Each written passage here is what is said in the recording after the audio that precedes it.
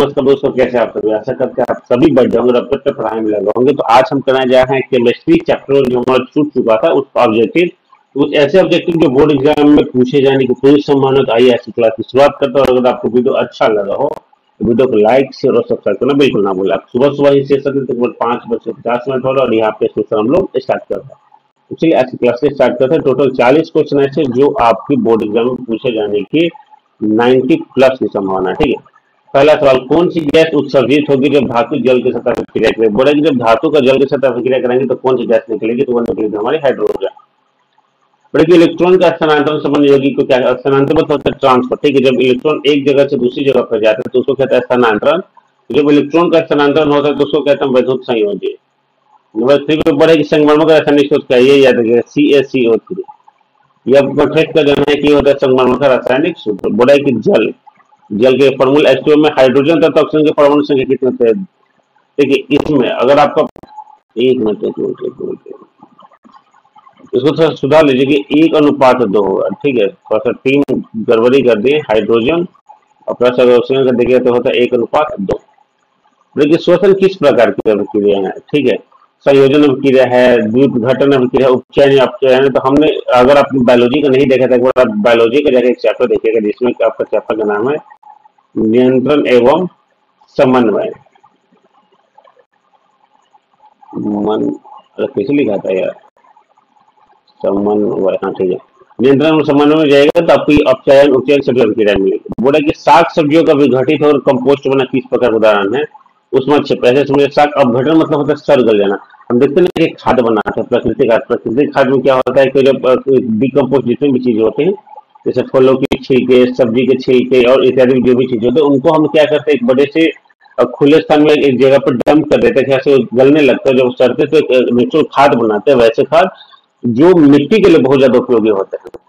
उसके बाद नेक्स्ट सवाल है, नीचे दी गई अभिक्रिया में कौन सा कथन है? ये 2Cu+O2 ये अभिक्रिया कर रहा है 2CO से। इसमें क्या होगा? इसमें होगा आपका कॉपर का ऑक्सीकरण। इसमें कॉपर का ऑक्सीकरण नहीं हो रहा है, कॉपर का नाइट्रोजन नहीं हो रहा है। इसमें अगर सिंपल इसमें कॉपर का ऑक्सीकरण हो रहा है।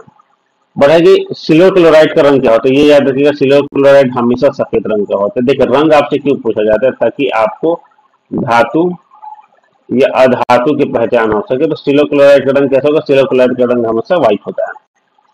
बढ़े कि CuO+H2 ये जब अभिक्रिया करते हैं तो बनाते हैं Cu+H2। ये किस प्रकार की अभिक्रिया है? उपचयन अभिक्रिया है, अपचयन अभिक्रिया है। ठीक है, उदासीनीकरण या रेडॉक्स अपचयन अभिक्रिया के अंदर आता है। नेक्स्ट सवाल, समीकरण CaCO3। देखिए यहाँ पे सॉलिड में है, जहां पे S लिखा है ये उसका क्या है? सॉलिड, Ca सॉलिड और G गैस। जब CaCO3 का अभिक्रिया CO carbon dioxide calcium oxide के साथ हो तो कार्बन डाइऑक्साइड बनता है। ये किस तरह का अभिक्रिया? ये आपका वियोजन अभिक्रिया। भाई निम्नलिखित अभिक्रिया में कौन विस्थापन अभिक्रिया के अंदर आता है? देखिए FeCO4+ FeSO4+U, ये फेरस कॉपर सल्फाइड। एक रासायनिक अभिक्रिया के दौरान किस पदार्थ में ऑक्सीजन का योग कहलाता है? मतलब ऐसे कौन सी अभिक्रिया है जिसमें ऑक्सीजन बढ़ेगा? उपचयन अभिक्रिया के दौरान ऑक्सीजन बढ़ता है और अपचयन अभिक्रिया के दौरान ऑक्सीजन की ह्रास होती है। बोले कि भूरे रंग का चमकदार तत्व X को कुछ भी, जैसे मान चलिए कभी यहाँ पे कुछ भी तत्व का यह नाम हम मान चले X को, वायु को परिस्थिति में गर्म करने पर वो काले रंग का हो जाता है। तत्व X का नाम मतलब बोले को कौन सा ऐसा तत्व होता है जिसको अगर वायु को परिस्थिति में गर्म करेंगे तो वो काले रंग का हो जाएगा, लेकिन शुरू में वो रंग होता है भूरे रंग का। तो याद रखिएगा Cu कॉपर। कॉपर देखिएगा तो कॉपर कैसा था? कॉपर का कलर होता है ब्राउन, और लेकिन जब उसको जलाएगा तो हो जाता है जल के आपको पूरा का पूरा ब्लैक। बढ़ेगी NaSO4। ठीक है, एक्वेरियम प्लस BaCl2, इनको जब दोनों को अवरुद्ध कराएगा तो क्या हो जाता है? द्विविस्थापन अभिक्रिया। नेक्स्ट बोल रहा है कि जिंक तथा सल्फ्यूरिक अम्ल के बीच अभिक्रिया में कौन सी गैस निकलती है? बोले कि अगर जिंक है, ठीक है, जिंक और सल्फ्यूरिक, जिंक प्लस सल्फ्यूरिक अम्ल, इनके बीच में हमेशा H निकलेगा, हाइड्रोजन गैस प्रवाहित होगी। बड़ा नंबर 16, रासायनिक अभिक्रिया में भाग लेने वाले पदार्थ को क्या कहते हैं? तो रासायनिक अभिक्रिया में हमेशा भाग लेने वाले पदार्थ कहलाएंगे अभिकारक। जैसे समझिए जैसे हमने हाइड्रोजन और प्लस ऑक्सीजन लेते हैं, ये दोनों रासायनिक अभिक्रिया में भाग लेते हैं, ये दोनों हमारे क्या कहलाएंगे? ये दोनों हमारे कहलाएंगे अभिकारक। अगर आपने अभी तक चैनल को सब्सक्राइब नहीं किया तो चैनल को सब्सक्राइब जरूर कर लीजिएगा, और वीडियो अच्छा लगा तो वीडियो को लाइक और सब्सक्राइब जरूर कीजिएगा। समीकरण H2 प्लस O2 एक कारक है, किसका? संयोजन H2 प्लस O2 कारक है, एक संयोजन क्रिया का। प्रकाश संश्लेषण क्रिया में ऑक्सीजन बाहर निकलता है, किस? प्रकाश संश्लेषण क्रिया के दौरान ऑक्सीजन कहां से निकलता है? जल से। जल बना होता है ना H प्लस O2 से, तो यहाँ पे O2 क्या आ जाता है? O2 आ जाता है आपका बाहर। निम्न में से कौन सा उत्पाद लेड नाइट्रेट को गर्म करने पर प्राप्त होगा? बोले कि अगर लेड नाइट्रेट को गर्म कीजिएगा तो कौन सा उत्पाद प्राप्त होगा? NO2 plus O2। ये जो है आपका NO2 प्लस O2, इसको जब गर्म कीजिएगा तो आपको प्राप्त होगा लेड नाइट्राइड। लोहा से जिंक को लेपित करने की क्रिया को क्या कहते हैं? ये आपने पढ़ा गैल्वेनीकरण की, अगर लोहे को अगर जंग से बचाना होता है तो उसको जिंक के ऊपर परत चढ़ा दी जाती है, जिससे क्या होता है कि एक लेयर लगने से बच जाता है। अब देखिए जंग लगने का भी दो जंग होते हैं, पहला एक का सूर्य का प्रकाश और दूसरा अगर सिंपल से उदाहरण ले तो नमी। ये दोनों जहां रहेंगे आप देखिएगा एक लेयर ब्राउन कलर का लेयर बना देता है, यही ब्राउन कलर का लेयर क्या कहलाता है? जंग लगने कहलाता है।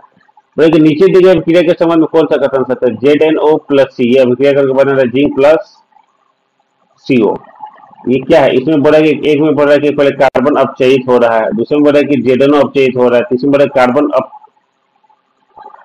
इसमें देखिए इसमें कार्बन उपचयित हो रहा है। यहाँ पर बोला कि जिंक तथा लेड कॉपर की अपेक्षा क्या है? जिंक है, जैसे बोला कि जिंक प्लस लेड, बोला कि कॉपर की अपेक्षा में क्या है? मतलब इन दोनों का तुलना किसे किया जाए? कॉपर से। क्या है? कम क्रियाशील है नहीं। जिंक और जो लेड है ये कॉपर की अपेक्षा में अधिक क्रियाशील धातु है। 23 नंबर बोला कि वे अभिक्रिया है जिनमें अभिकारकों के बीच आयनों का आदान प्रदान होता है। जैसे मान चलिए हम दो अभिकारक ले, एक ए ले लिया और एक बी ले लिया।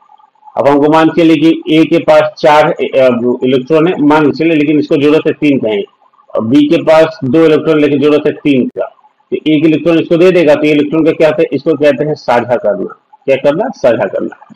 इसमें क्या होता है? इसको कहेंगे हम द्विविस्थापन होता है। जब भी इस तरह की कोई अभिक्रिया होगी, जब भी कोई अभिकारक एक दूसरे के आयन का आदान प्रदान करेगा तो वो कहलाएगा हमारा द्विविस्थापन अभिक्रिया। वही 2Mg plus O2, 2Mg plus O2 2MgO, ये किस प्रकार का उदाहरण है? देखिए इधर दिखाते हैं आपको। ये हो जाएगा आपका संयोजन अभिक्रिया, इसको कहते हैं हम संयोजन अभिक्रिया। और एक ऐसी अभिक्रिया जिसमें 2 या 2 से अधिक अभिकारक मिलकर एकल उत्पाद का निर्माण करते हैं। जिससे मान चलिए कि 2 या 1 अभिकारक ये, एक अभिकारक ये, 2 अभिकारक ये को एक ही अभिकारक का निर्माण करते, तो इस तरह के अभिकारक को क्या कहते हैं? ये हो जाएगा संयोजन अभिक्रिया। संयोजन अभिक्रिया मतलब क्या? ऐसी अभिक्रिया जिसमें कोई 2 तत्व मिलकर किसी नए तत्व का निर्माण करेंगे। और हाँ, एक चीज आप क्लियरली बता देते, जरूरी नहीं कि इन दोनों का गुणधर्म, जैसे हाइड्रोजन का गुणधर्म क्या है?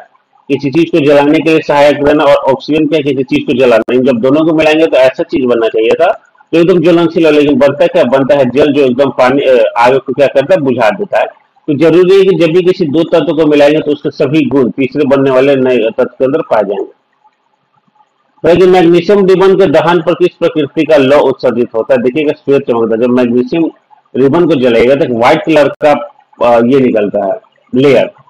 बल्कि धात्विक ऑक्साइड को किस प्रकार का ऑक्साइड कहा जाता है? अम्लीय ऑक्साइड होता है, उभयधर्मी ऑक्साइड होता है, पराऑक्साइड होता है, क्षारीय ऑक्साइड होता है। यहाँ पे देखिए धात्विक जो ऑक्साइड है वो हमेशा क्षारीय ऑक्साइड के अंदर आएगा। तो एक अधात्विक ऑक्साइड, अधात्विक ऑक्साइड, अम्लीय। याद रखिएगा धात्विक की अगर हम बात करें तो ये हो जाएगा क्षारीय, और अगर हम अधात्विक की बात करें तो ये हो जाएगा हमारा अम्लीय। ठीक है, उसके बाद अरे नहीं नहीं नहीं अभी कुछ नहीं। उसके बाद बढ़े कि निम्नलिखित में कौन ऑक्सीकारक है? ठीक है, O2 सिंपल से जो ऑप्शन डी है ये मेरा ऑक्सीकारक के रूप में रहेगा। बढ़े कि निम्नलिखित में कौन अवकारक गुण प्रदर्शित करता है? H2S जो है यहाँ पे देखिए सिंपल से फॉर्मेशन, यहाँ पे थोड़ा सा टीम को बोलना पड़ेगा। ये जो H2S ये अवकारक के रूप में काम करेगा। बड़े समीकरण किस प्रकार के? ये समीकरण ऑक्सीकारक, क्योंकि इसमें ऑक्सीजन निकलेगा, जब इसको रिएक्ट कीजिएगा तो इसमें ऑक्सीजन कौन आएगा? बाहर, ऑक्सीजन बाहर की तरफ आएगा। और एक अभिक्रिया जिसमें आयनों का आदान प्रदान होता है द्विविस्थापन अभिक्रिया कहलाता है। सिंपल सी बात, ऐसे अभिक्रिया जिसमें अगर कोई तत्व अपने आयन का आदान प्रदान करता है, आयन ट्रांसफर होता है, तो वह कहलाएगा द्विविस्थापन अभिक्रिया। बोले कि चांदी के संरक्षण के फलस्वरूप उस पर किस रंग की परत चढ़ाई जाती है? तो काली। चांदी को अगर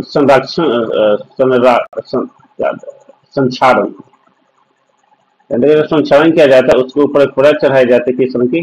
काली रंग की।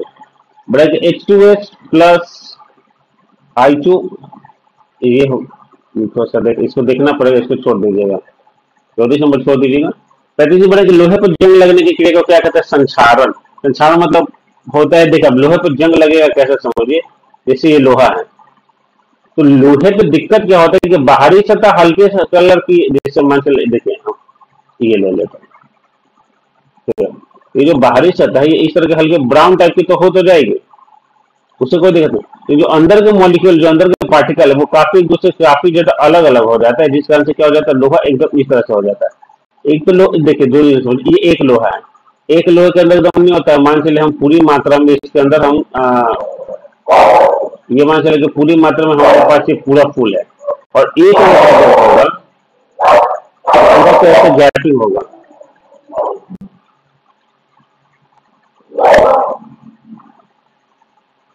ठीक है, नंबर 36 में देखिए बोल रहा है, इसको मिटा देते हैं। नंबर 36 कह रहा है कि चिप्स की थैली में चिप्स को उपचयन से बचाने के लिए कौन सी गैस भरी जाती है? सबसे आसान क्वेश्चन, नाइट्रोजन गैस जो होता है वो चिप्स की पैकेट में अधिकांश कुरकुरे चिप्स या जितने भी देखे उनमें भरे जाते हैं, ताकि एक लंबे समय तक इसका संरक्षण किया जा सके, इसको खराब होने से बचाया जा सके। नंबर 37 बोल रहा है कि नम्न वायु की उपस्थिति में लोहे की बनी नई वस्तुओं पर कुछ समय बाद जंग लग जाता है, जिससे काफी क्षति होती है, इसकी देखो कहते हैं। मतलब बोला कि जैसे एकदम नया नया कोई लोहा का कोई चीज बना है, उसको जब लंबे समय तक हम खुले वातावरण में छोड़ देते हैं, तो खुले वातावरण में छोड़ने के दौरान उसके ऊपर एक ग्राउंड लेयर बैठ जाता है, जिसको हम लोग जंग कहते हैं। तो ये इस क्रिया को क्या कहते हैं? अब आइए आपको इस क्रिया का हम आपको दिखाते हैं, इस क्रिया को क्या क्या कहा जाएगा। इसको अपचयन कहा जाएगा, संक्षारण कहा जाएगा, उदासीनीकरण कहा जाएगा, अपघटन कहा जाएगा। हमने अभी पढ़ा ये क्रिया क्या कहलाएगी, ये क्रिया कहलाएगी संक्षारण। तो निम्न में से कौन अवकारक है? तो H2S। यहाँ ये